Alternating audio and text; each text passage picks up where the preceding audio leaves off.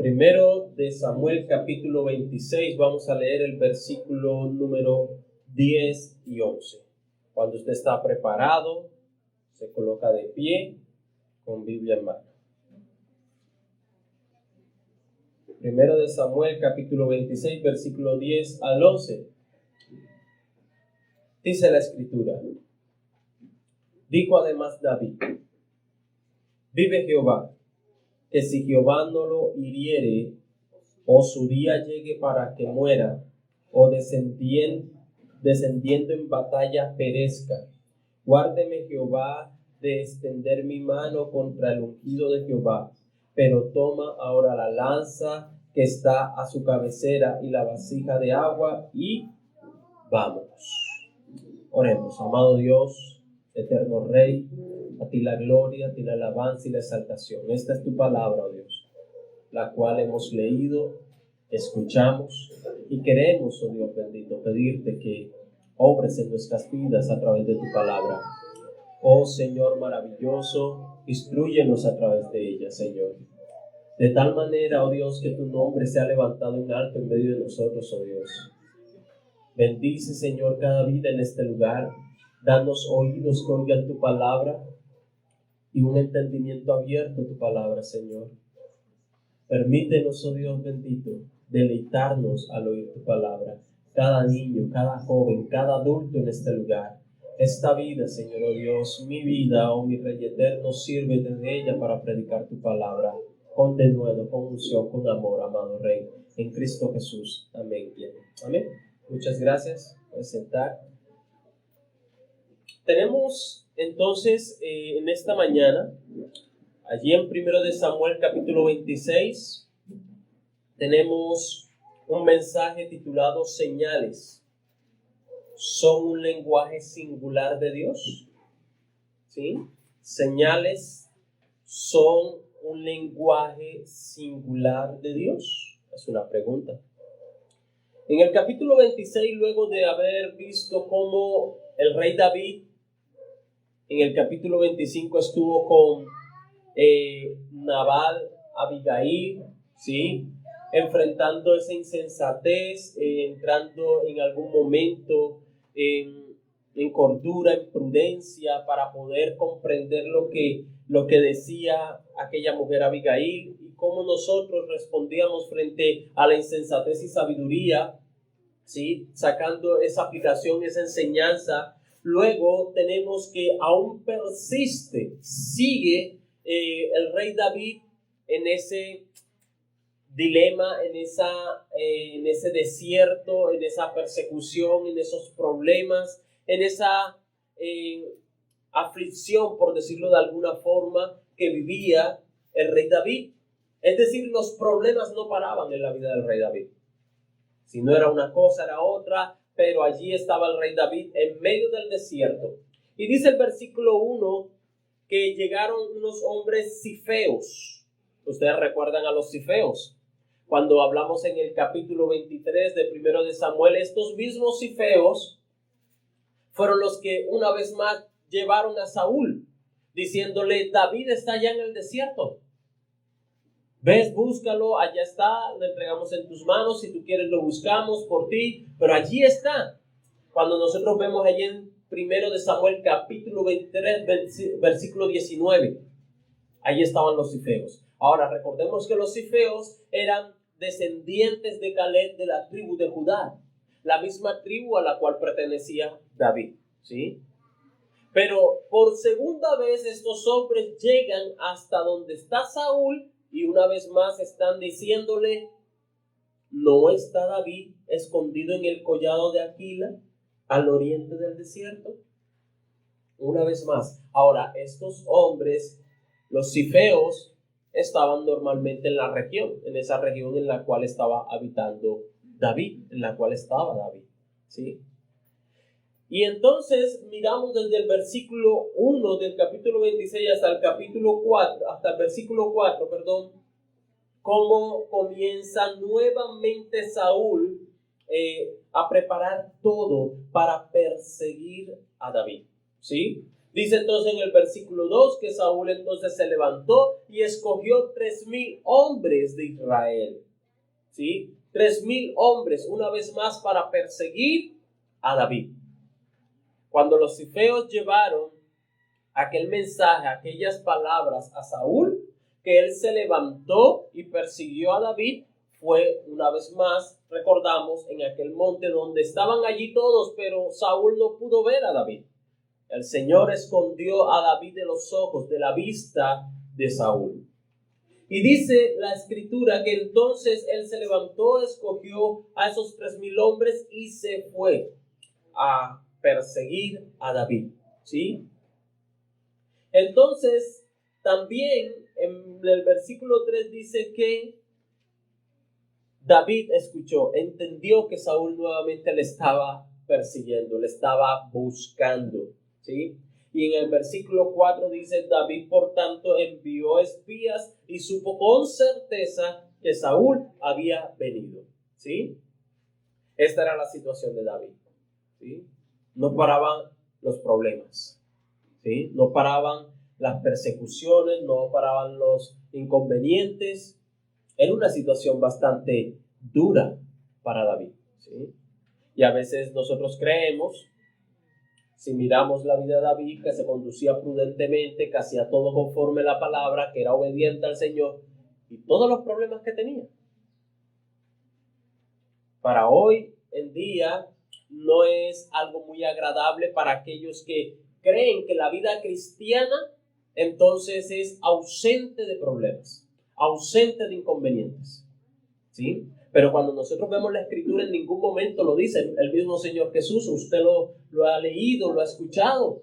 El mismo Señor Jesús dijo, imposible es que no vengan tropiezos. Imposible. Siempre va a haber tropiezos, siempre va a haber dificultades, siempre van a haber problemas, ¿sí? La bendición que tenemos es que dice la escritura que cuando pases por ellos, por el fuego no te quemarás y por las aguas no te anegarán. Y dice el mismo Señor, confiad, yo he vencido el mundo. Dice la palabra, somos más que vencedores en Cristo Jesús. Eso, nadie vence sin problemas, ¿sí? Si vive una vida sin problemas, ¿cómo va a ser victorioso? La victoria es por medio de una lucha. ¿Sí? Entonces, no hay lógica en decir que en la vida cristiana no van a haber problemas.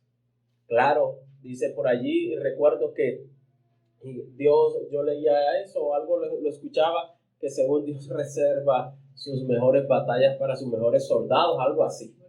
¿Sí? Pero entonces dice, bueno, ¿a cuántos buenos soldados hay aquí, no? Y dice el apóstol Pablo, sufre penalidades como buen soldado de Cristo. ¿Sí? Entonces, si estás pasando por problemas, por dificultades, gloria a Dios, da gracias a Dios en todo, da gracias al Señor en todo. ¿Sí? Eso es lo que dice 1 Tesalonicenses 5:18, ¿no? Da gracias. ¿Sí? Otro problema, Señor, es que tú no me quieres mucho. No, al contrario, te quiero mucho, te amo mucho. ¿Sí? Entonces hay que aprender a entender el lenguaje del Señor cuando el Señor está hablando, y eso lo podemos hacer cuando vemos la palabra de Dios, cuando vamos a la escritura y comprendemos. David era un hombre que servía a Dios, y aquí en estos momentos entonces desde el versículo 5 miramos que David toma la iniciativa, David toma momento para ir hasta el lugar donde estaba Saúl. Ahora, yo quiero que usted tenga una pregunta en su mente mientras vamos avanzando. Y la pregunta es, ¿son las señales un lenguaje primordial de Dios para hablar a su iglesia? ¿Son las señales un lenguaje primordial, ¿sí?, de Dios para hablar a su iglesia? El versículo 5 dice, se levantó David y vino al sitio donde Saúl había acampado. Y miró David y el lugar donde dormía Saúl y Abner, hijo de Ner, general de su ejército. Y estaba Saúl durmiendo en el campamento y el pueblo estaba acampando derredor de él. Mire la situación. Ahora, si usted recuerda, hubo un momento en el cual Saúl salió a buscar a David. Y resulta que a Saúl le dio en ese momento la necesidad corporal de ir al baño. Allá no había baño, entonces se metió en una cueva, ¿sí recuerda? Y en esa cueva estaba David. Y entonces dice la escritura que él cortó un pedazo de su manto, ¿sí? Y luego se la mostró, luego le dijo, mira, has estado delante de mí, no te he matado, en pocas palabras. Aquí Saúl no estaba solo, ¿verdad? Aunque en ese momento no estaba solo, no estaba apartado, ese es el punto. Sino que todo el ejército, los 3,000 hombres que él había escogido, estaban todos alrededor de Saúl, todos. Y él estaba en medio, allí en la mitad. Es decir, que Saúl tal vez pensaría, tal vez tenía en su mente, bueno, si en esta ocasión va a venir a mí, tiene que pasar por encima de todos estos. Y David vio que allí estaba Saúl en medio de todos. Pero también a veces nosotros creemos, como primer punto, que las riquezas y lo material son señales de seguridad.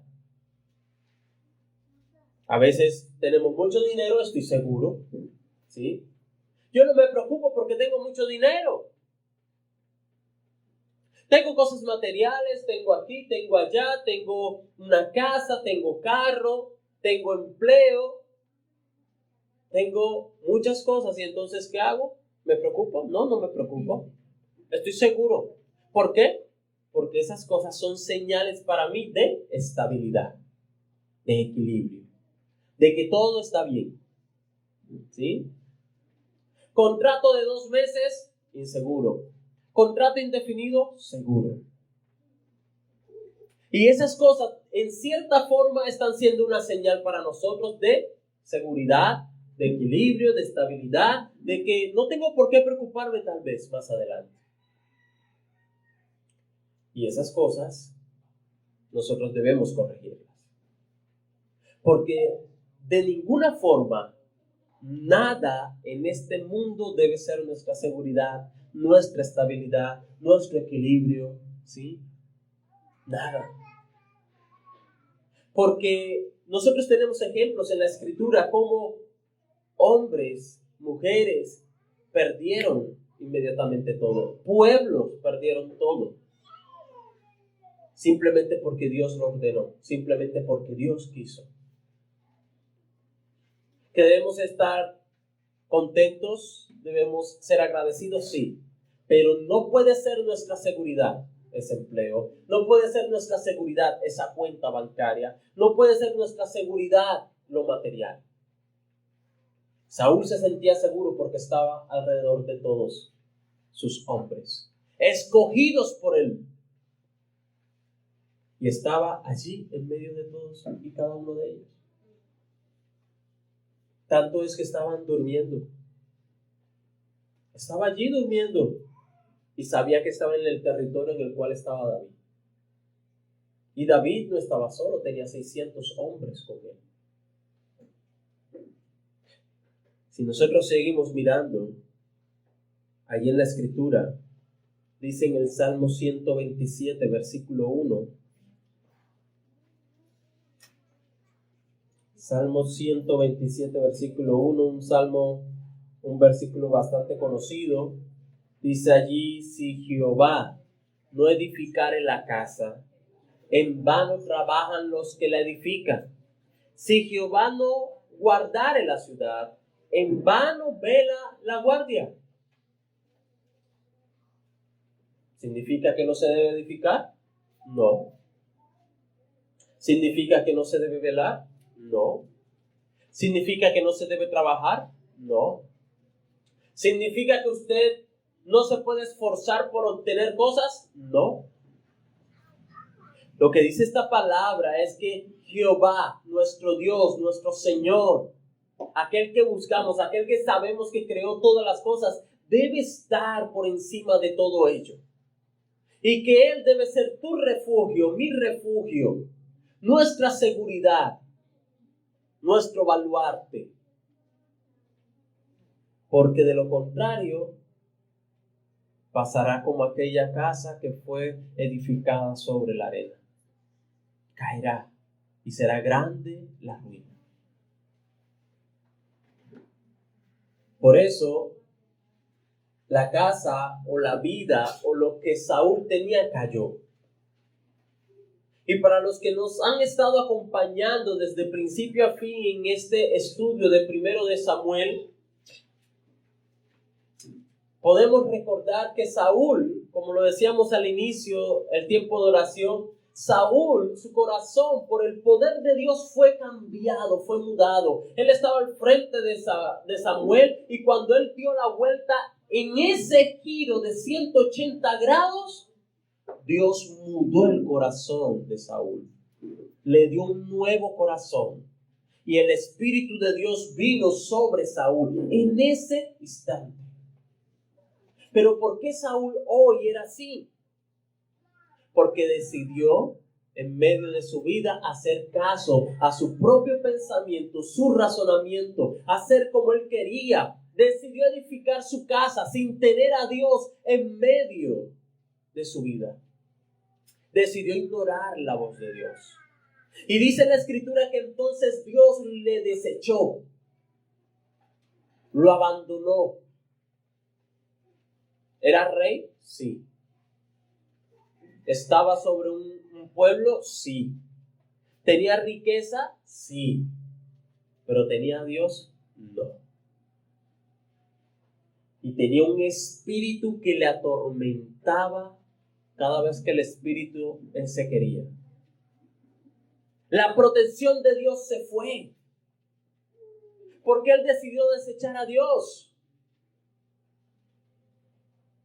Mis hermanos, amigos que me escuchan, lo material, las riquezas no son mi seguridad, no son señales de seguridad. Si tú hoy te sientes seguro por lo que tienes, desplaza esa seguridad a Cristo.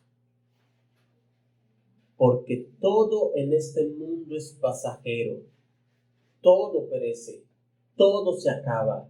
Personas que hoy en día están muy saludables y al día siguiente están enfermas en un hospital. Personas que hoy tienen un excelente empleo, mañana no lo pueden tener. Personas que hoy pueden tener una casa y simplemente puede aparecer un sismo, un terremoto y todo se acaba. Países con la mejor economía han visto problemas y han caído. Esa no puede ser nuestra seguridad. Veamos como segundo punto. Luego de todo esto, dice ahí el versículo 6, entonces David dijo a Ahimelech Eteo y a Abisai, hijo de Sarbia, hermano de Joab, ¿quién descenderá conmigo a Saúl en el campamento? Recuerde, Saúl estaba alrededor de todo y David estaba proponiendo, vayamos, ¿quién va conmigo? Versículo 7, David pues y Abisai fueron de noche al ejército. Y aquí que Saúl estaba tendido, durmiendo en el campamento y su lanza clavada en tierra a su cabecera. Y Abner y el ejército estaban tendidos alrededor de él. Versículo 8, entonces dijo Abisai a David, hoy ha entregado Dios a tu enemigo en tu mano. Ahora pues, déjame que le hiera con la lanza y lo enclavaré en la tierra de un golpe y no le daré segundo golpe. Es decir, David y Abner y Abisai. Abner era el general de Saúl. Abisai y David pudieron llegar hasta Saúl sin ningún problema. Todo aquel ejército que había estado alrededor de Saúl, que era su seguridad, no funcionó. No funcionó. que si Dios no está con nosotros, podemos tener la mejor seguridad del mundo. Podemos tener todo el dinero del mundo, que todo eso será en vano. Por eso dice el versículo 1 del Salmo 127, si Jehová no edificare la casa, en vano trabajan. En vano todo esfuerzo, en vano todo sacrificio es. Si Dios no guarda, en vano es que te trasnoches, que pases en vela y que hagas cuanta cantidad de labores. Es Dios quien debe estar en el centro de todo. Y ellos descendieron, llegaron hasta donde estaba Saúl, y aparte de eso estaban hasta hablando, hicieron hasta ruido. Y entonces se encuentran a Saúl allí tendido, y al lado de su cabeza estaba la lanza que siempre tenía Saúl, allí clavada en tierra. Y entonces dice aquel hombre que acompañaba a David, Abisai, dice, hoy ha entregado Dios a tu enemigo en tu mano. Ahora pues déjame que le hiera con la lanza y lo enclavaré en la tierra de un golpe y no le daré segundo golpe. Pues estaba fácil, ¿no? Una lanza al lado, levantar, ¡pum! Listo, un solo golpe. Pero en este segundo punto, en esta frase, Dios ha entregado a tu enemigo en tu mano, que dice Abisai esto, ¿podría ser una señal? David desciende con Abisai, un solo hombre, dos. Un ejército alrededor durmiendo, un rey durmiendo, la lanza al lado del rey. Ellos llegan, nadie se da cuenta. Y dice Abisai, Dios ha entregado en tus manos a este hombre. Dios te lo ha entregado. Mira, si no fuese así, no fuésemos podido llegar aquí. Si Dios no quisiera esto, entonces nosotros nos hubiésemos visto impedidos. Pero si Dios hoy ha dejado que nosotros lleguemos hasta donde está Saúl, Dios lo ha entregado en tus manos.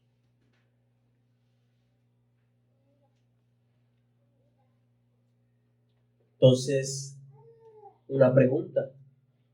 ¿Era esto una señal de que David matara a Saúl? Las circunstancias, todo lo que estaba alrededor de David apuntaba a eso. Todo apuntaba a eso. Tu enemigo, el que te persigue, el que te hace mal, está allí tendido, nada te ha estorbado para que hoy te deshagas de él. Era una señal aparentemente, y Abisai se había dado cuenta. Y por eso le dice a David, Abisai le dice a David, Dios lo ha entregado en tus manos. Dios lo ha entregado en tus manos.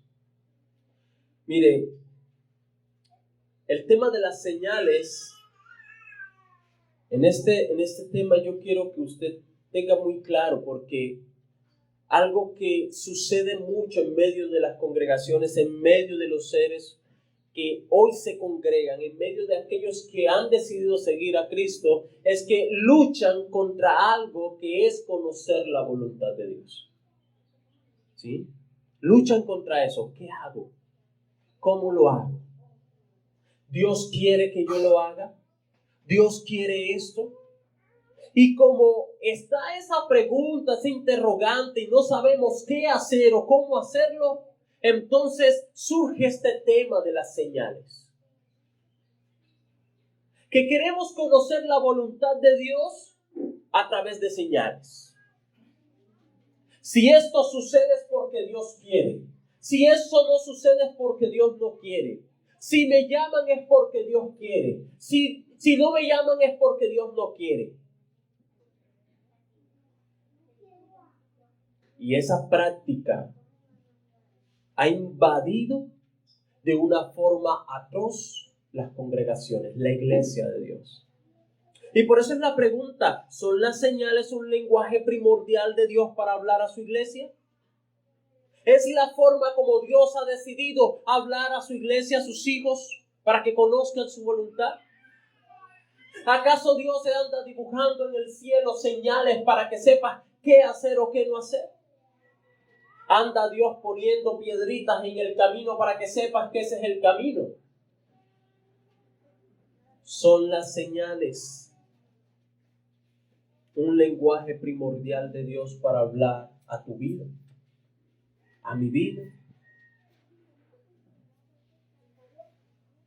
En Mateo capítulo 12,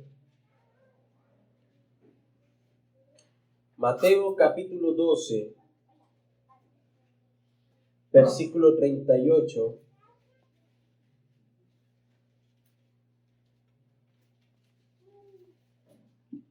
y versículo 39 dice: entonces respondieron algunos de los escribas y de los fariseos, diciendo: Maestro, deseamos ver de ti señal. Él respondió y les dijo: la generación mala y adúltera demanda señal, pero señal no le será dada, sino la señal del profeta Jonás. Miremos un poco aquí, porque aquí comenzamos a ampliar mucho más la respuesta sobre aquel interrogante. ¿Son las señales un lenguaje primordial de Dios para hablar a su iglesia o para hablarnos a usted y a mí? ¿Quiénes eran los que estaban demandando una señal? Los que pedían una señal, los fariseos y los escribas. No los gentiles, no los incrédulos o los que no conocían o tenían un conocimiento de la palabra. Eran los que conocían la palabra, los que conocían la ley y los profetas, los que estaban pidiendo una señal. ¿Sí? Por ende, este asunto de las señales es mucho más fuerte en medio de las congregaciones. En medio de los que se congregan, que en cierta forma saben que deben hacer la voluntad de Dios. Usted y yo sabemos que debemos hacer la voluntad de Dios. Y si nosotros aún muchas veces pedimos señales, es porque deseamos de alguna forma hacer la voluntad de Dios, agradar a Dios. Y ese punto hasta ahí está bien. Querer hacer la voluntad de Dios. Yo quiero saber cuál es la voluntad de Dios. Eso está muy bien. El caso es el medio por el cual queremos conocer la voluntad de Dios. Y aquí estos hombres, como pretexto, le decían: Maestro, deseamos ver de ti señal. Esa señal significa que ellos querían ver algo sobrenatural, un milagro, algo así que me convenza de que eres el Hijo de Dios. Eso era lo que estaban diciendo los fariseos y los escribas. Pero el Señor, muy sabio, conocedor de sus pensamientos, simplemente le dijo: la generación mala y adúltera demanda señal. Ahora, ¿por qué la palabra adúltera? Porque es que está hablándole a un pueblo, a unos personajes, a un grupo de personas que conocen la ley y los profetas, que supuestamente conocen a Dios, saben de Dios, saben qué es lo que Dios quiere. Pero la práctica que estaban teniendo no era una práctica de Dios. No era algo de Dios. Estaban más bien practicando algo como los idólatras. Como aquellos pueblos que tiraban suerte. Querían saber la voluntad de sus dioses paganos y tiraban piedras, hacían aquí, si aparece esto, Él va contigo. Y si se nubló, claro, se nubló, es que Dios quiere que tú vayas. Así lo hacían los pueblos paganos. Y entonces Él relaciona esto: generación mala, pecadora, inicua. Eso le estaba diciendo el Señor a ellos, a los fariseos y a los escribas. Y adúltera, es decir, que no me es fiel, que no se comportan como mi pueblo, como hijos de Dios, demandan señal, piden señal. Y el Señor le dice: pero señal no les será dado. ¿Por qué? ¿Acaso era difícil para el Señor hacer una señal y convencerlos? Ahora yo te hago la siguiente pregunta. ¿Cuántas señales habían visto ellos? O sea, si nos apegamos a la palabra como tal, a lo que ellos estaban pidiendo, ya el Señor había hecho muchas. Ya había sanado. Y ellos se enteraban cómo eran sanas las personas, los que no hablaban, los cojos, los leprosos y cuánta cantidad. Ellos conocían, ellos habían visto. ¿Qué más señal querían? La predicación, cuando predicaba el Señor, esos sermones, muchos decían, es como quien tiene autoridad, no como los escribas y los fariseos. Esa forma de hablar, esa forma de mirar, esa forma en la cual él se dirigía a las personas. Que él conocía los pensamientos y entonces decía las palabras. Aún ellos eran testigos de eso. ¿Cuántas veces no tenían su pensamiento y el Señor les hablaba de acuerdo a su pensamiento? ¿Qué más señal querían? Y él les dijo, no les será dada una señal. Y dice, sino la señal del profeta Jonás. Ahora, ¿qué significa que la señal del profeta Jonás? Quiero que tengas presente que no tanto se refiere a ese momento especial. Ahí en los otros evangelios dice que así como estuvo Jonás tres días, ¿verdad? Y 3 noches en el vientre de ese gran pez, así estará el Señor. Pero eso es refiriéndose a otro punto, ¿verdad? Pero el Señor, cuando lo vemos también como lo dice Lucas, dice la señal del profeta Jonás. Jonás fue una señal. Y al decir que Jonás fue una señal, está haciendo referencia a aquel pueblo de Nínive. Aquella gran ciudad que no era del pueblo de Israel. Eran gentiles, paganos. Y Jonás, solamente Jonás, llegó a aquella ciudad con un mensaje, con palabras: arrepiéntanse. Ese fue el mensaje: arrepiéntanse. Y la ciudad se arrepintió, entró en ayuno y se arrepintió. ¿Sabe qué hizo la ciudad de Nínive? Solamente creyó la palabra, recibió la palabra. Ellos no dijeron, ¿sabes una cosa, Jonás? O ¿sabes una cosa, tú, hombre profeta? Nosotros deseamos ver una señal en el cielo de lo que tú dices. Ellos no lo dijeron. Pero ellos aquí estaban pidiendo una señal. ¿Sabe qué le estaba diciendo el Señor? La única señal es la palabra que yo les he dado. La única señal es los profetas, es la ley, como los profetas y la ley, la que ustedes conocen muy bien, habla de mí. Y ustedes no han querido entender. Ustedes no han querido ver. Por eso, en el versículo 41 de Mateo 12 dice, los hombres de Nínive se levantarán en el juicio con esta nación y la condenarán. Es por eso que el Señor dice eso. Los hombres de Nínive se levantarán. ¿Por qué? Porque ellos no demandaron señal.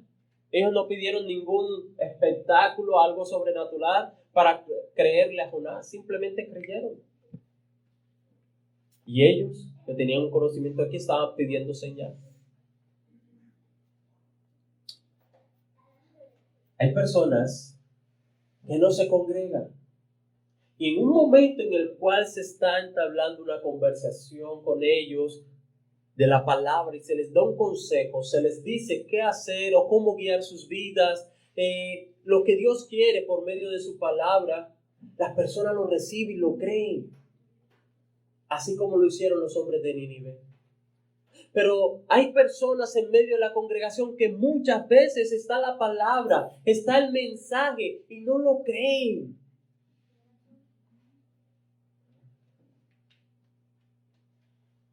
sucede igual.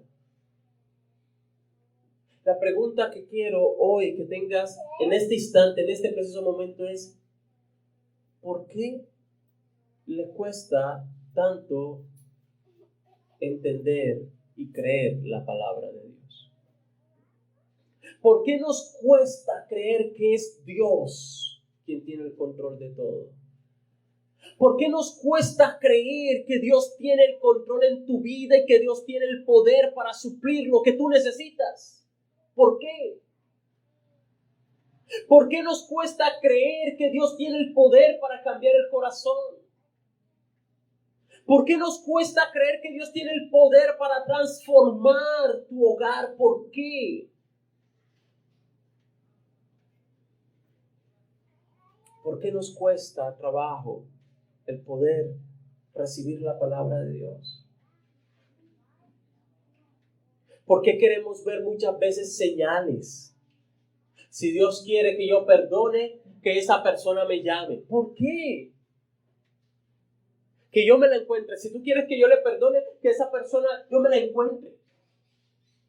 ¿Por qué queremos pedir una señal? ¿Por qué queremos ver una señal? Si Dios quiere que yo me mude, que el arrendatario me pida la casa. ¿Por qué?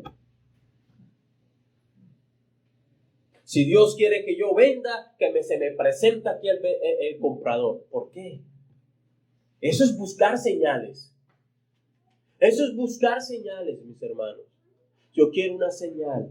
Yo quiero que algo me diga, algo físico, algo visible, algo que yo pueda ver y saber, ese es Dios. Dios me está diciendo que lo haga. Dios me está diciendo que lo cambie. Si me suben el sueldo, no renuncio. Si no me lo suben ahora en este año, renuncio. ¿Por qué ese tipo de cosas? Y Dios quiere que nosotros corrijamos eso en medio de nuestras vidas, porque no es la forma como Dios quiere que tú conozcas la voluntad de Él. No es la forma. Allí estaba Abisaí diciéndole a David, esto es una señal. Yo no encuentro otras palabras para saber que esto es una señal de parte de Dios para que tú mates a Saúl. De hecho, ni siquiera lo vas a matar tú, yo lo hago. Solamente dame la orden y yo lo hago. Yo tomo esta lanza y de un solo golpe lo acabo.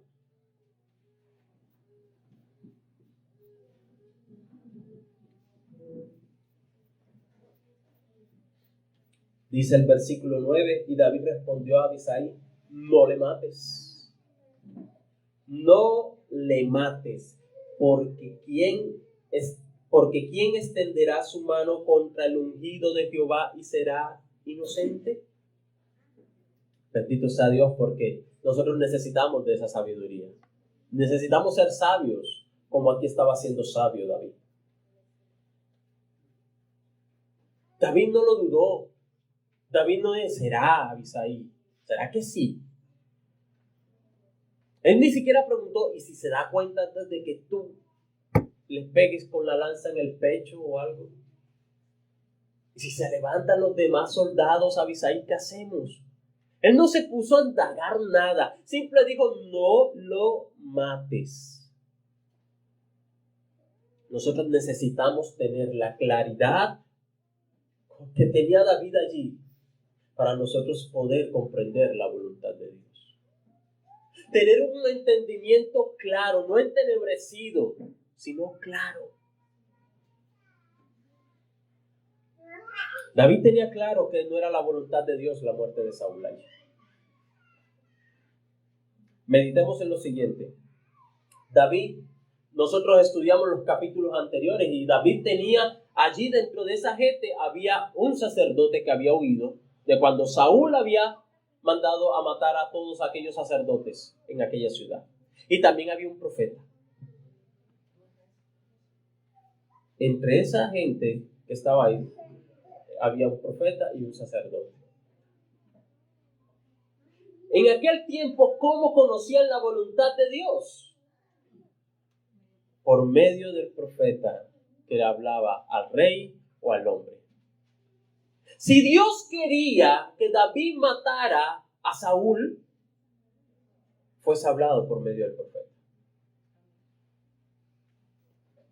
Piénsalo.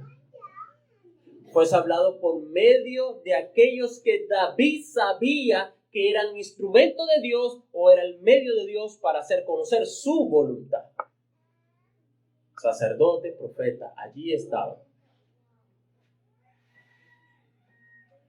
Hoy,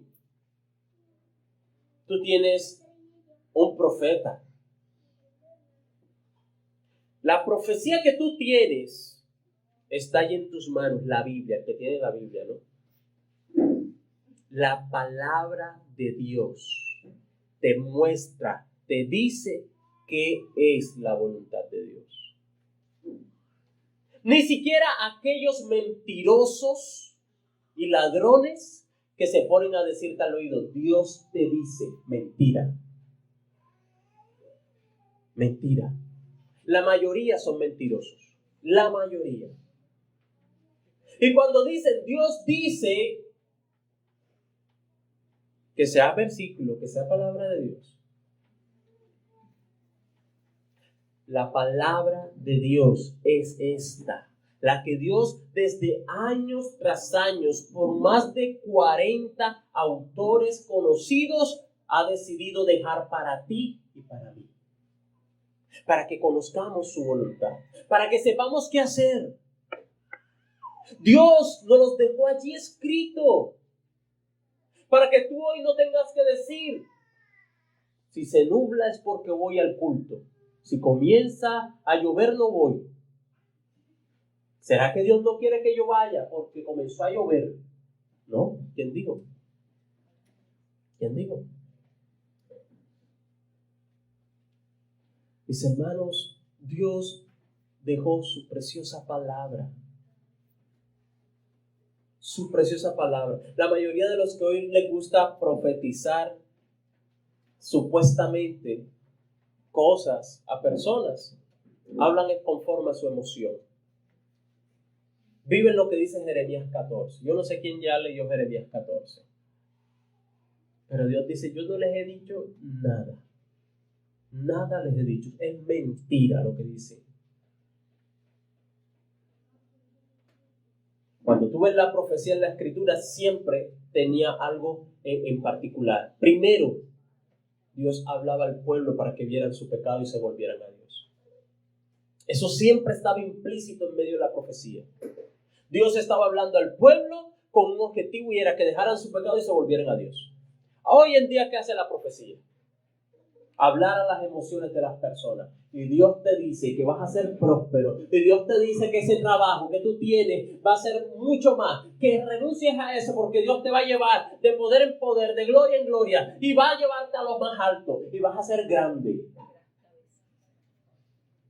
Esa es la profecía que hoy se escucha. Profecía. Y el pecado, y claro, un corazón adúltero, pecaminoso, ofendiendo a Dios. Y eso no se dice. ¿Por qué no le dice? Y Dios te dice, deja ese pecado. Deja el pecado. No, eso no, porque eso no ayuda. Porque así no te van a amar como profeta. Pero el profeta que ama, claro, él me dijo que yo iba, que esa era mi carrera. Estudia esa carrera, ese es porque Dios te va a hacer el mejor de Colombia.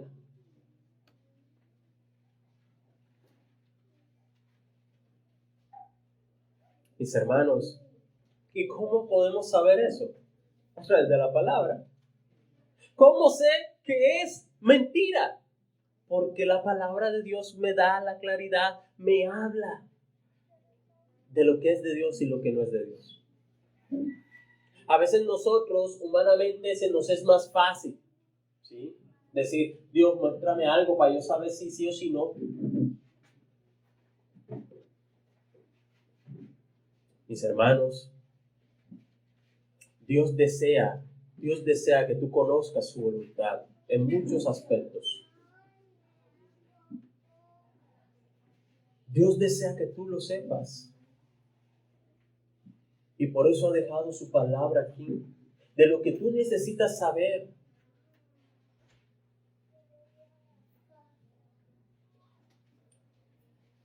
En el versículo 10 dice, David como respuesta a Abisai. Mira, Abisai, si Jehová no lo hiriere, si Dios no lo mata, ¿por qué yo? Si Dios lo quiere muerto, Él lo hiere, Él lo mata en una batalla, en lo que sea, pero Dios lo mata. Mira, Abisai, si Dios quisiera que yo lo matara, ya me lo hubiese dicho. Ya me hubiese hablado. ¿Cuántas voces llegan a tus oídos? Aún a veces hasta de personas que aparentemente son creyentes y te están diciendo, hazlo. Mira, es que de hecho por eso es que uno debe tener cuidado. Dice allí, en ese mismo capítulo, en 1 Tesalonicenses 5:18, más adelante usted baja unos versículos más y dice, examinarlo todo y retener lo bueno. Y después dice el otro versículo, parecido a lo que dice Romano, absteneos de toda especie de mal, de maldad. Tú lo examinas todo, lo revisas, es de Dios, lo atesoro en mi corazón. No es de Dios, lo aparto. Me abstengo de eso que es malo. Examínalo. Examina. Revisa, escudriña, está alerta. Porque no todo el que dice Señor, Señor, entrará al reino de los cielos. No todo el que dice con frases muy bonitas que es de Dios, que ama a Dios, que sirve a Dios, lo es. Por eso entonces yo no puedo estar abrazando todo y recibiéndolo, sino que lo examino. ¿Y cómo lo examino? Bajo la palabra de Dios. La palabra de Dios me muestra lo que es verdad y lo que es falso. La palabra de Dios. Por ende, David tenía muy claro. Y solamente en el versículo 11 le dice, toma la lanza y la vasija que está al lado de él. Toma la lanza y la vasija. No vas a tomar más nada. Y dice la Escritura, entonces, en el versículo 12, se llevó pues David la lanza y la vasija de agua de la cabecera de Saúl y se fueron. Y no hubo nadie que viese, ni entendiese, ni velase, pues todos dormían. Y aquí viene lo especial. Mire, porque un profundo sueño enviado de Jehová había caído sobre ellos. Un profundo sueño de parte de Jehová había caído sobre Saúl y los 3,000 soldados. Es decir, que Dios había propiciado esa escena. Dios había permitido, había hecho que todos esos hombres durmieran de tal forma tan profunda que pasó Saúl, que pasó David, pasó Abisai y ni se dieron cuenta. Entonces, ¿era la voluntad de Dios o no era la voluntad de Dios que David matara a Saúl? ¿Por qué Dios hizo que los soldados se durmieran de tal forma que no se dieran cuenta? Y David llegara hasta ese punto. ¿Por qué? Y yo quiero que tú medites en eso porque a veces estamos en esas situaciones en las cuales decimos, Dios, yo quiero que tú me ayudes porque no sé qué hacer. Yo necesito, Señor, que tú me muestres algo, una señal, algo por el estilo, Señor, que yo pueda guiarme, que yo pueda hacer esto o aquello, que yo sepa qué es lo que tú quieres. A veces hacemos esas oraciones. Y entonces, en medio de eso, vemos algo que sucedió sobrenatural. Algo raro, algo que no es normal. Yo no sé si usted ya se había dado cuenta, pero que 3,000 hombres y su rey estén dormidos, profundos, y que no hubiera un vigía. Raro. Pero el Señor, así como hizo con Adán, un sueño profundo que le hizo una cirugía y no sintió nada. Allí quedaron todos dormiditos. Hablaban al lado de él. Dios lo ha entregado en tu mano. Yo tomo la lanza, lo clavo allí, un solo golpe, y los que estaban alrededor ni escuchaban. Dios obró, orquestó. Dios trabajó allí de tal forma que Saúl quedara dormido, que David y Abisai llegaran hasta ese punto. Esas cosas suceden hoy. Dios trabajando, Dios haciendo, pero no discernimos la voluntad de Dios, aunque Dios está haciendo eso. Y creemos que Dios lo está haciendo para hacer lo que dijo Abisai. Y dice la Escritura que entonces allí estuvo ese sueño profundo de parte de Dios, ¿sí? Mire, Dios hace como Él quiere, como Dios quiere. Él le dijo a la burra, o la burra habló. Dios quiso que la burra hablara al profeta.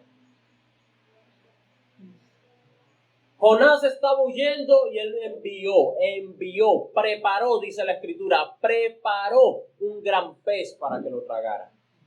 Dios. No fue que se iba pasando porque hay un bocadito, chum. Dios preparó. Dios hizo que Adán durmiera. Dios hizo que esos 3,000 soldados durmieran. Dios no tiene límites, mis hermanos. En ese aspecto, Dios no conoce, ay, que yo aquí no puedo hacer, ya de ahí me queda imposible. No, Dios puede hacer como Él quiere. Y eso es algo que yo me repito una y otra vez. En estos días me lo he dicho, tú haces como tú quieres. Nosotros somos los que estamos condicionados y diciendo de dónde saldrá, cómo sucederá, cuando ese no es mi trabajo. El cómo es de Dios. Lo mío es saber quién. ¿Quién? Dios. Listo, hasta allí. ¿Quién tiene esta vida en sus manos? Dios. ¿Quién puede hacer? Dios. ¿Quién puede hablar? Dios. ¿Quién puede cambiar? Dios. Dios. Esa es lo único que yo debo estar presente. El cómo, eso te pertenece a ti, mi Dios. ¿Cómo quieres hacer?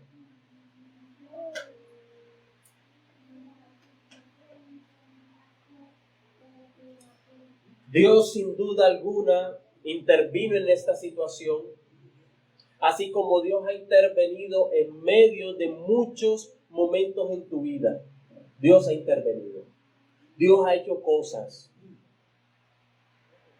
Y probablemente esas cosas que Dios ha hecho, tal vez las hayas malinterpretado.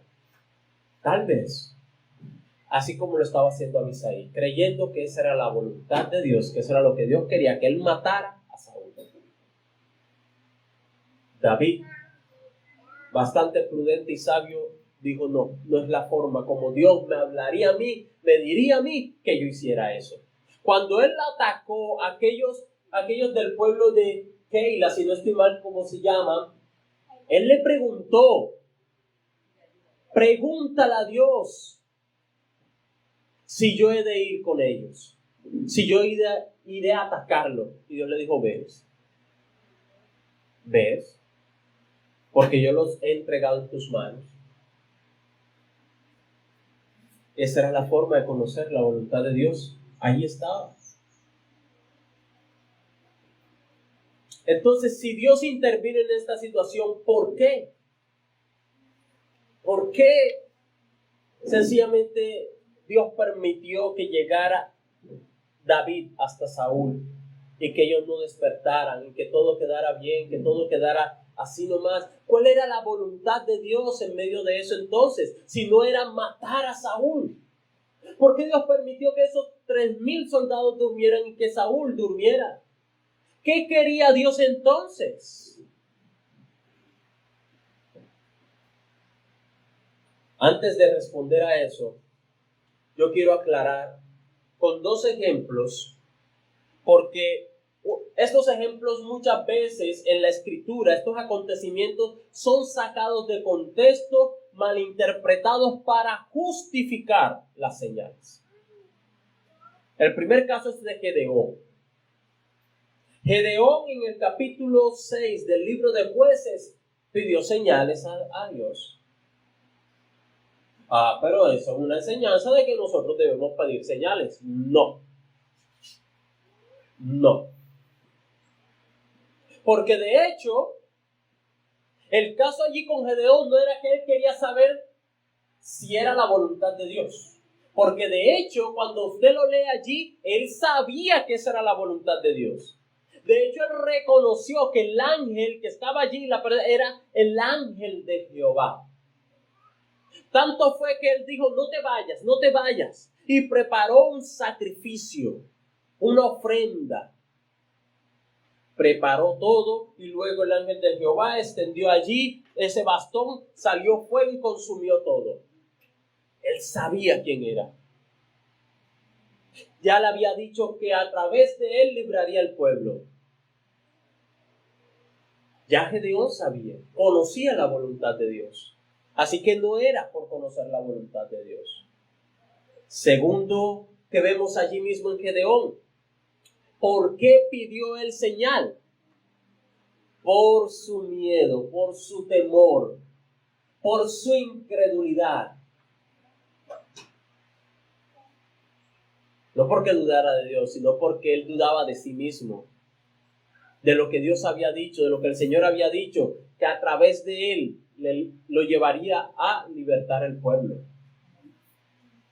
a derrotar al enemigo. Y entonces es cuando él dice, después de todo eso, que sabe que fue Dios, que conoce la voluntad de Dios, entonces es que comienza con el vellón. Bueno, yo lo voy a sacar. Si amanece seco, es porque tú quieres que yo vaya. Si ya el Señor le había dicho que fuera. Si ya el Señor le había enviado. Y aún así sigue la incredulidad en su corazón.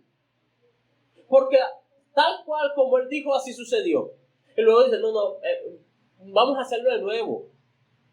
Pero ahora lo contrario. Todo seco y el peoncito mojadito. Listo, sucedió así. Las señales que él pedía no era para conocer la voluntad de Dios, sino por su incredulidad, saber si él era o qué, si Dios iba a llevarlo, pero ya Dios le había dicho que sí.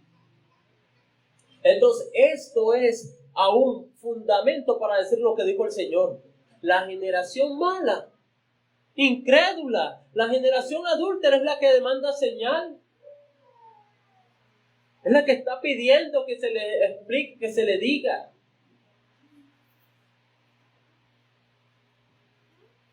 Usted puede estudiar después de Gedeón. Segundo caso, Moisés. Moisés, en aquella zarza que estaba ardiendo pero que no se consumía, también le dice Dios a Moisés que a través de él lideraría o libertaría al pueblo. Pero llega un momento en el cual Moisés comienza a decirle, pero ¿cómo hago? Y aquí el caso es que él dice, no me van a creer. Después de los peros que sacó, que era tartamudo y no sé qué y lo otro, que no sabía hablar, le dice, ¿qué hago? El pueblo no me va a creer. Aquí el caso, las señales no eran para él. El caso era para los del pueblo, los incrédulos. Él decía, no me van a creer. Y entonces él dice, ok, mete tu mano allí, tu pecho, sácala. Y salía leprosa la mano. Vuelve y métela y sana. Ok, muéstrales eso y te creerán.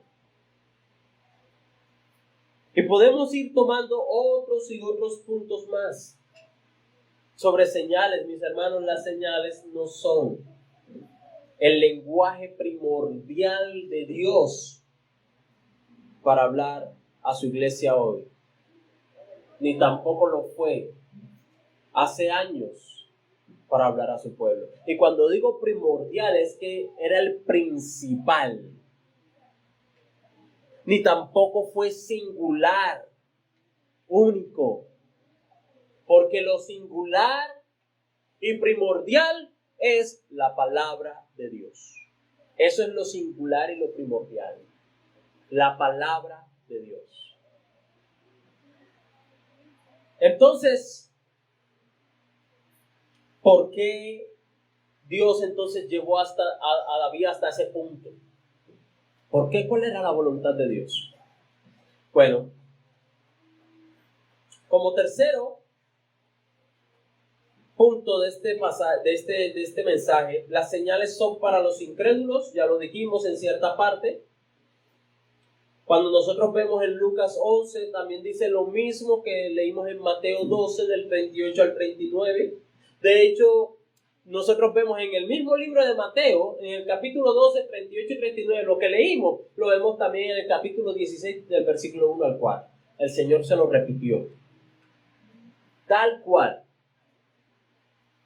Repitió las mismas palabras a esta gente. Ellos demandaron señal y él le dijo no. Señal no les será dada. ¿Qué quería Dios de David en esta situación? Primero, mire, el caso era que David tuviese un corazón siempre para perdonar. ¿Sí? El perdón es un tema que surge mucho en estos pasajes, porque cuando alguien quiere lo malo para ti, cuando alguien busca que a ti te vaya mal, que a ti te salga todo mal, y tú lo sabes, ciertamente tu corazón debe estar desarmado y siempre debe estar dispuesto a perdonar. Siempre. Y David lo había demostrado ya en otras ocasiones, como lo dijimos al principio, cuando estuvo allá en la cueva. Él perdonó la vida de Saúl, no lo mató, y una vez más estuvo allí. Y David dijo no. Miremos lo que dice la Escritura.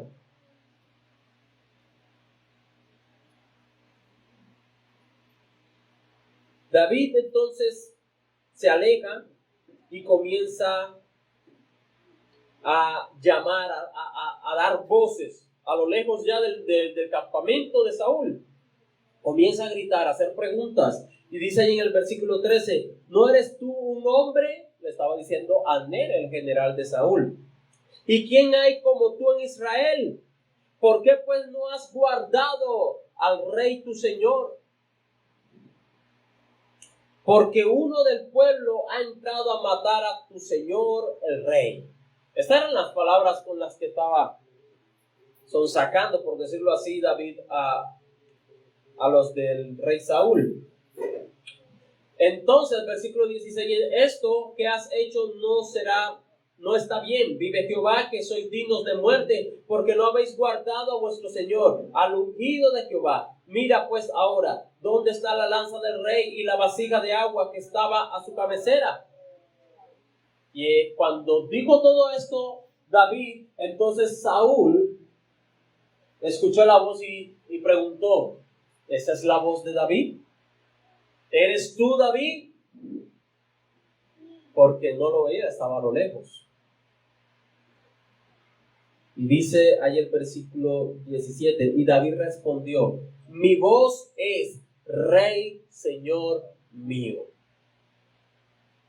Con tanto respeto, con tanta amabilidad y con un corazón desarmado, siempre se estaba dirigiendo David a Saúl. Señor mío. Y él dice, el ungido de Jehová.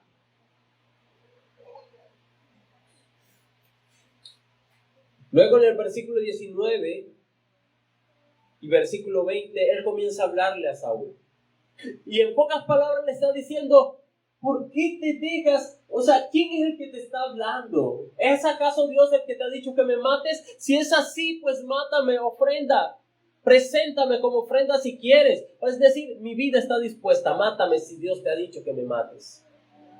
Le dice David a Saúl. Pero luego de todo esto, él le dice, mira, has venido a buscar como si yo fuera contra ti, pero no, soy como una pulga delante de ti. No soy nada. Y en el versículo 21 dice, entonces dijo Saúl, he pecado. Vuélvete, hijo mío David, que ningún mal te haré más, porque mi vida ha sido estimada preciosa hoy a tus ojos. He aquí yo he hecho neciamente y he errado en gran manera. Y estas palabras, mi vida ha sido estimada preciosa hoy a tus ojos. Tenga presente esta frase, porque eso fue lo que mostró David con su actuar. Yo le pregunto, si David hubiese entendido que la supuesta señal, o como lo veía Abisai, era matar a Saúl, ¿será que esto era posible?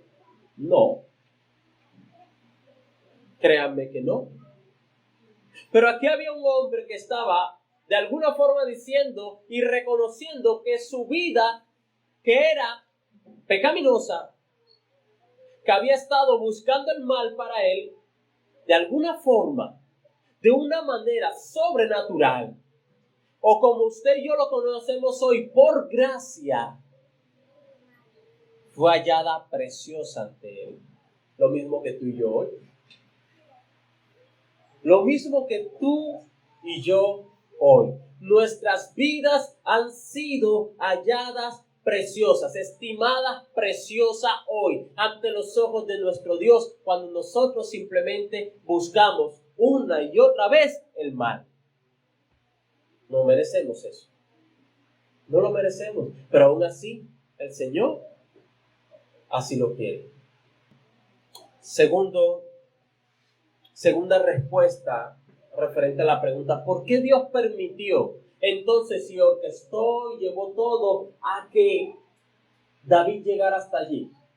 Aparte de perdonar y tener un corazón como lo es hasta este momento, en lo que leemos. Segundo, Dios estaba hablando a la vida de Saúl a través de la vida de David.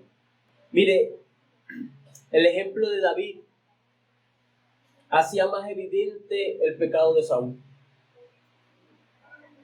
Lo que hacía David, su proceder, su actuar, hacía más evidente el pecado de Saúl. Todo lo que hacía David terminaba Saúl mal y David bien. Y yo quiero que lo tengas presente, porque eso sucede hoy con los hijos de Dios. Por más que esté atravesando por el desierto, por más que te persigan para matar, por más que pierdas, por más que lo otro, Dios usa tu vida para que los otros que supuestamente tienen y están mejor, simplemente ven que tu vida es diferente. Entonces no desees lo que tienen los que pierden. No lo desees. Porque cuando te ven a ti, aunque estás mal, supuestamente, aunque estás pasando por dificultades, tropiezos o todo lo demás, Dios está obrando y está usando tu vida para tratar a otros. Amén. ¿Sí? Y allí estaba la vida de David, una vez más, mostrándole el pecado a Saúl, mostrando cómo su vida había sido desechada por Dios. Ustedes recuerdan el versículo, el pasaje cuando le dice Samuel a Saúl, Dios te ha desechado, Dios te ha dejado y se ha provisto de uno mejor que tú para que sea rey. Dios estaba allí en medio de todo esto diciéndole, Él es mejor que tú. Dios estaba tratando aún la vida de Saúl, mostrándole que lo que él había dicho es cierto, lo que Dios dijo es cierto. Dios estaba allí mostrándole a Saúl una y otra vez cómo era el proceder de un rey, cómo debía tener el corazón él. Esa era la voluntad de Dios. No era que David matara a Saúl. La voluntad de Dios allí era que hubiera perdón y que hubiera un trato hacia el corazón de Saúl y hacia el de David. A los dos los estaba tratando. David, que mantuviera un corazón íntegro delante de él, y Saúl, que simplemente entendiera y viera mucho más todo lo que Dios estaba haciendo con David. ¿Y sabe cómo podemos sustentar esto? Por las mismas palabras de Saúl después. Dice allí la Escritura, dice allí en el versículo 25, y Saúl dijo a David, bendito eres tú, hijo mío David, sin duda emprenderás tus cosas grandes y prevalecerás. Entonces David se fue por su camino y Saúl se volvió a su lugar. El mismo Saúl le estaba diciendo, definitivamente tú vas a vencer. Definitivamente tú emprenderás muchas cosas y vas a vencer, todo te va a salir bien. Definitivamente es así. ¿Por qué? Por la forma como actuaba David. Porque hizo la voluntad de Dios. Esa es la importancia de nosotros conocer la voluntad de Dios.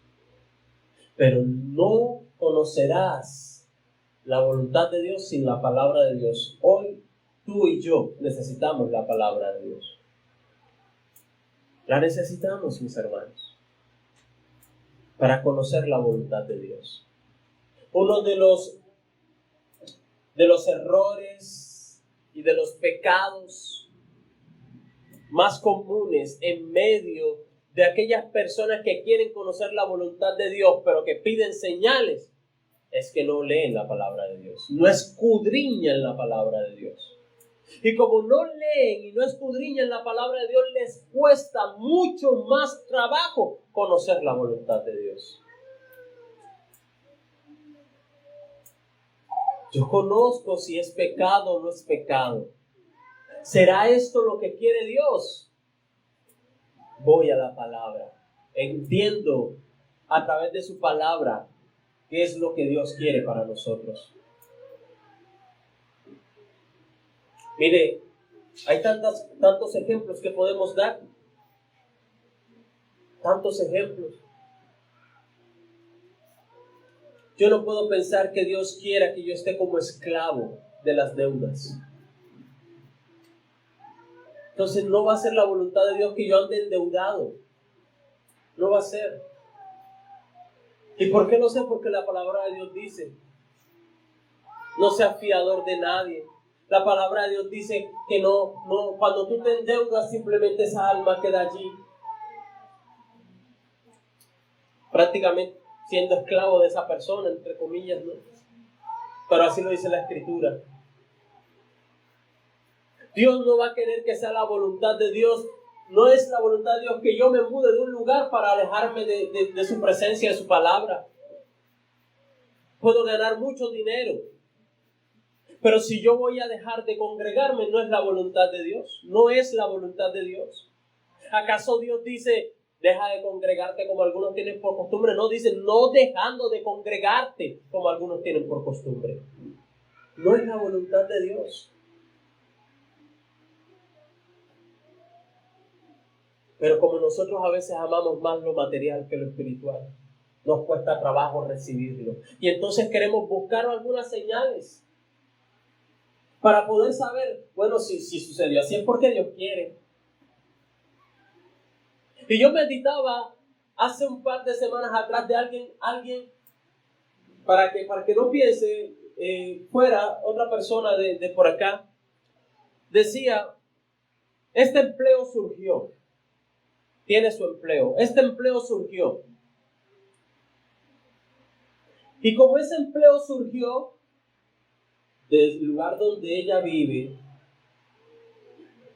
donde se congrega, donde está, entonces ese empleo es un contrato diferente. Si esa persona al hacer ese trabajo tiene que dejar su casa por una semana, tiene que irse por una semana lejos de su esposo.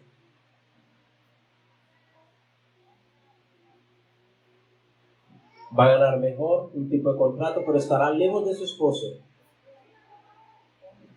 Bastante a la distancia, no a media hora ni a 40 minutos, bastante. Por eso tiene que cada semana. Pero si Dios abrió esa puerta de desempleo es porque Dios quiere. Estamos en el mismo punto de Abisai. En el mismo punto. ¿Será que si es la voluntad? Dios intervino y Dios hizo algo. Pero si será que es la voluntad de Dios. Pues yo veo la palabra de Dios y dice que no es bueno que el hombre esté solo.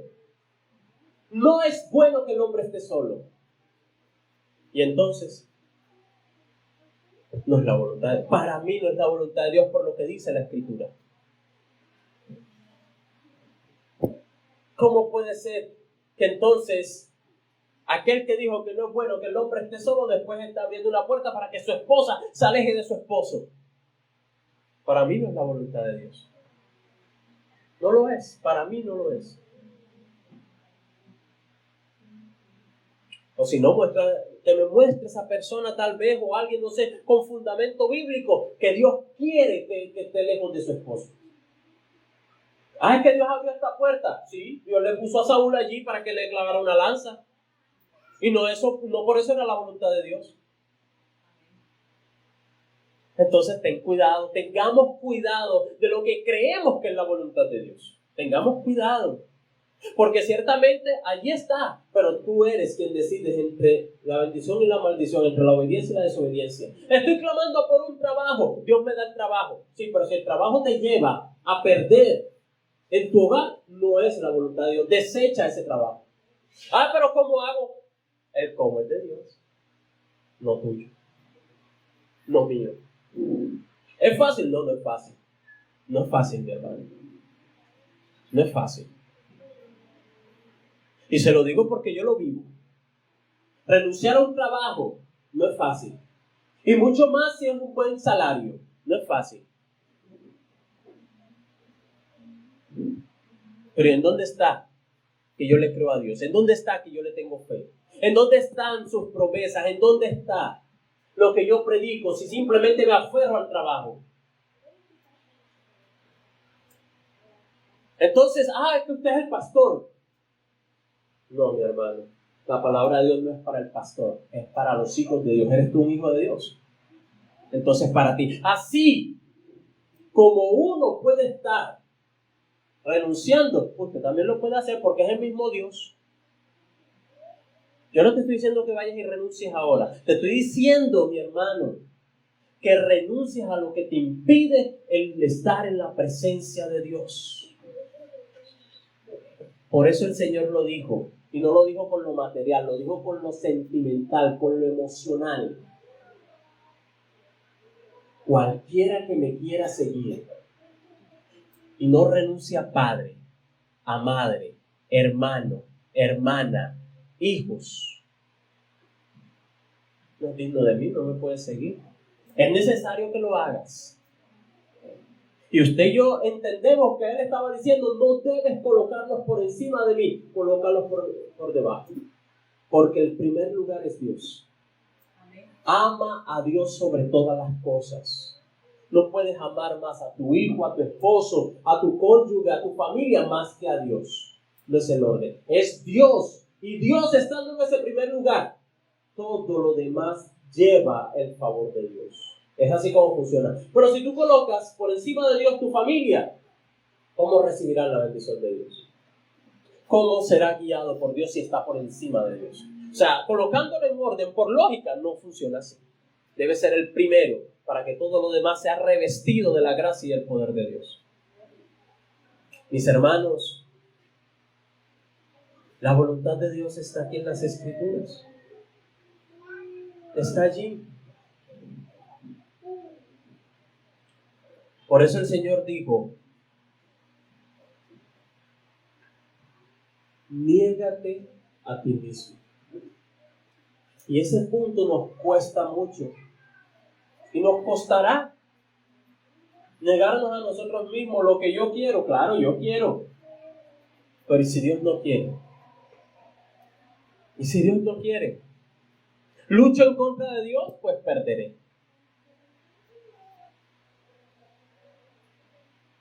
Como dice la Escritura, prefiero considerar todo como basura por causa de Cristo. Prefiero todo, perderlo todo si es por causa del Señor.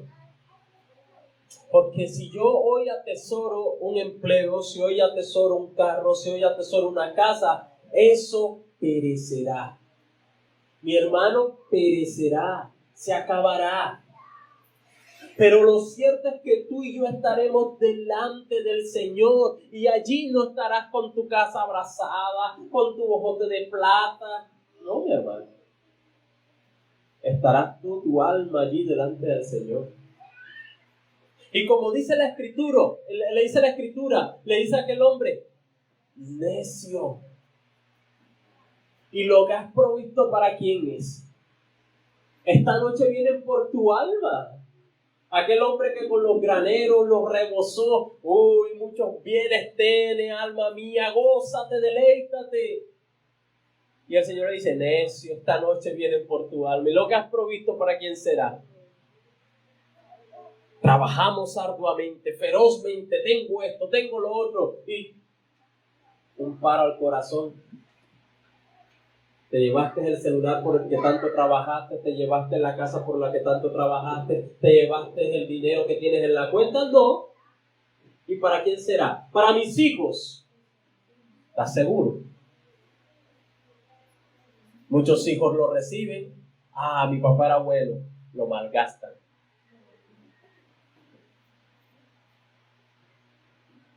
Hay algunos que no, sí, mi hermano, hay algunos que no. Hay algunos que lo invierten bien, por la gracia de Dios. Mis hermanos, no nos dejemos llevar por las señales. Dejémonos guiar por la palabra de Dios. Porque es allí donde nosotros seremos fortalecidos. Es allí donde veremos la bendición de Dios. Es allí donde verdaderamente nosotros veremos cómo Dios obra en medio del corazón. A veces nuestras decisiones, que las queremos empañar o las queremos disfrazar de espiritualidad, son las que están siendo tropiezos para que Dios obre en nuestras vidas. No acomodemos la palabra de Dios. ¿Sí? Dios dice que el que no trabaja, que no coma. Sí, es cierto. Pero trabajo, mi hermano, no es estar en una empresa solamente. El trabajo es aún lo que hace cada mujer en medio de su hogar atendiendo a sus hijos. Un trabajo valioso, el cual confió Dios a una mujer. Eso es un trabajo único. Entonces me pregunto, ¿yo seré capaz de hacer todo lo que hace mi esposa? Yo no creo. Pero a la vez digo, Señor, si en algún momento tú la llevas a tu presencia y yo quedo aquí, tú me tienes que dar la forma de hacer todo. Porque yo no puedo depender de ella, yo dependo de ti, Señor.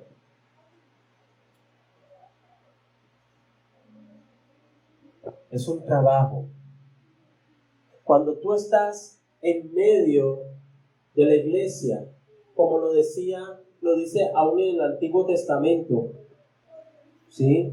Cuando tú estás en la iglesia y tú estás recogiendo la silla, tú estás haciendo un trabajo para Dios. No para mí, para Dios. Cuando la hermana a veces toma y coge la escobita y barra y está haciendo un trabajo para Dios, está trabajando. Esos son trabajos. ¿Está empleada? No está empleada, pero está trabajando. Esa es la diferencia entre trabajo y empleo.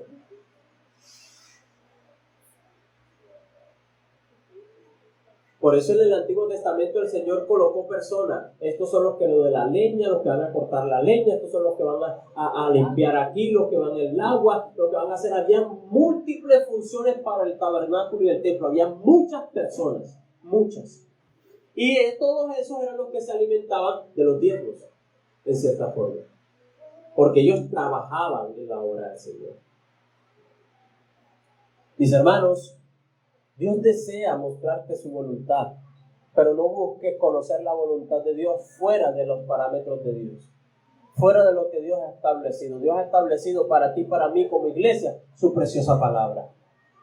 Por ende, aférrate a la palabra de Dios. Escudriña la palabra de Dios. Por eso el Señor le dijo a Josué, ya que el Señor lo trae a mi mente en este momento, en Josué capítulo 1, versículo bastante conocido. Versículo 8, nunca se apartará de tu boca este libro de la ley, nunca se apartará de tu boca este libro de la ley, sino que de día y de noche meditarás en él, para que guardes y hagas conforme a todo lo que en él está escrito, porque entonces harás prosperar tu camino y todo te saldrá bien. ¿Sí ven? Más claro no puede estar. Mis hermanos, vamos a orar.